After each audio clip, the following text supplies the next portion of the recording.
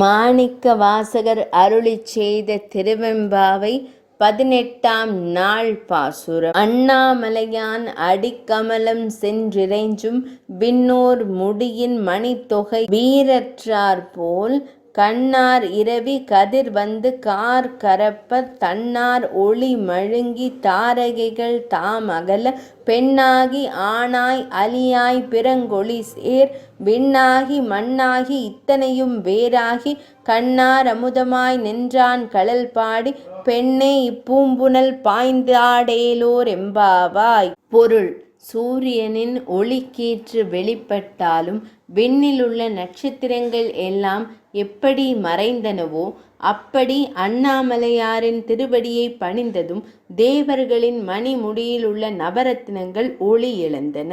பெண்ணாகவும் ஆணாகவும் அலியாகவும் என முப்பிரிவாகவும் திகழும் அவர் வானமாகவும் பூமியாகவும் இவையல்லாத பிற உலகங்களாகவும் திகழ்கிறார். கண்ணுக்கு இனிய அமுதம் போல் தோன்றும் அவரது சிலம்பணிந்த திருவடிகளை புகழ்ந்து பாடி பூக்கள் மிதக்கும் இந்த குளத்தில் பாய்ந்து நீராடுங்கள். விளக்கம்: ஆண் இனம் பெண் இனம் நீங்களாக அலி என்ற இனம் இருக்கிறது. இறை படைப்பின் அதிசயம் அது. அதனால்தான் அவர்களை திருநங்கை என பெயர் சூட்டி அவர்களை கௌரவித்துள்ளோம். இறை படைப்பில் எதுவுமே கேலிக்குரியதல்ல, எல்லாம் அவன் செயல். இறைவனே அலியாக இருக்கும் போது மனித படைப்பில் இருந்தால் என்ன? எல்லா உயிர்களையும் பரம்பொருளாக காண வேண்டும் என்பது இப்பாடலின் உட்கருத்து.